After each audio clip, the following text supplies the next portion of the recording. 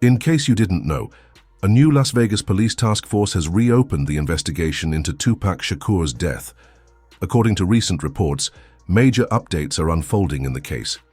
Industry legends like Snoop Dogg, Suge Knight, and Diddy are reportedly facing possible arrests and questioning. Fans are beginning to suspect that Snoop Dogg may have played a role in Tupac's murder, especially after new evidence surfaced. It all started with a recent interview that raised serious questions about Snoop's potential involvement, prompting federal agents to take a closer look. With Tupac, though, in regards to Tupac, I heard a story, did you give him different advice that night on where to go? He had no advice. He wasn't seeing eye to eye. So, saying during the Tyson? Yeah, this incident that I'm explaining to you right now was the day before that. So when they got to Vegas, they went their way, I went back. I mean, when we got to LA, they went to Vegas and I went home. That's why I wasn't in the car. In the car with me. Snoop Dogg mentioned that he was originally supposed to be in the BMW with Tupac and Suge Knight. However, due to some last-minute changes, he didn't go. This was likely because Snoop, Tupac, and Suge had an argument just a day before the incident. The last time me and Tupac was on the same page, and I did an interview with Angie Martinez, and she asked me how did I feel about Puffy and Biggie, and I told her that I like their music and I want to do music with them. The Flo didn't like that, Tupac didn't like that, so we had a misunderstanding. So on the flight back to LA, I didn't feel comfortable around them for what they had did, as far as I didn't have my security ride with me. So to protect myself and prevent it from happening, I slept under a blanket within the fort just in case something was to go wrong, but it didn't. With all of this happening within just 48 hours, police are growing increasingly suspicious that Snoop Dogg may have received a tip-off. 2 decades ago, Snoop was deeply connected to the streets, and many speculate that he might have been warned that Tupac was going to be targeted that night, which could be why he chose not to get in the car. Adding to the suspicion, the feds uncovered another old interview where Snoop admitted that just 2 days before Tupac's death, he felt like he hated him. I said a week before he was best friend. 2 days before I don't think he liked me. Why? Because he was in New York and it happened. New York at me and did all kind of shit to me, like just the worst you could think of. And I forgave him. And went and did an interview and was asked, how do I feel about Puffy and Biggie? And I was like, I like it. I want to do some music.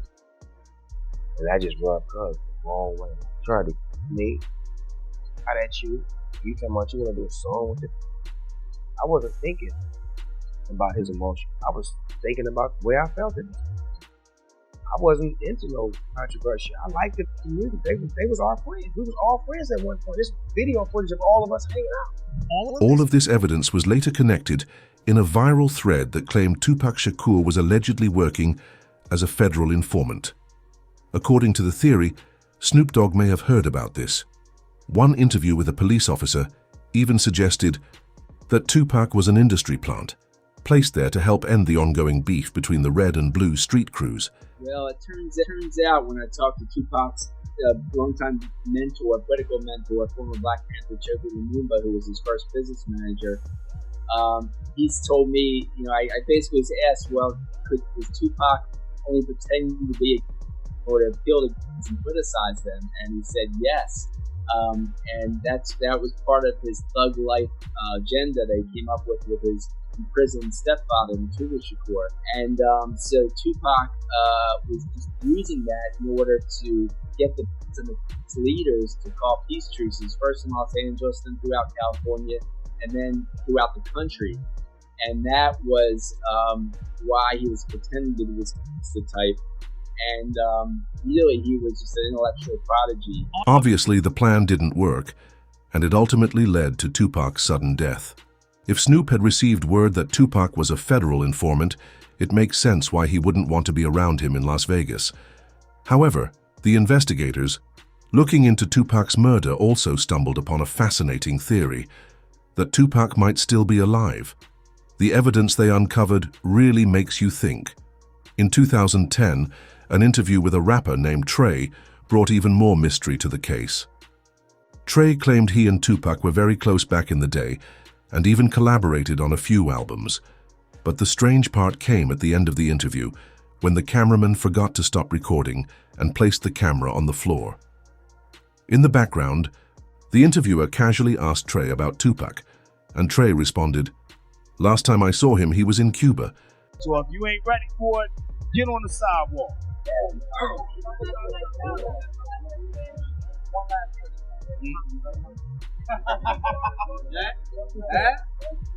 Nobody knows.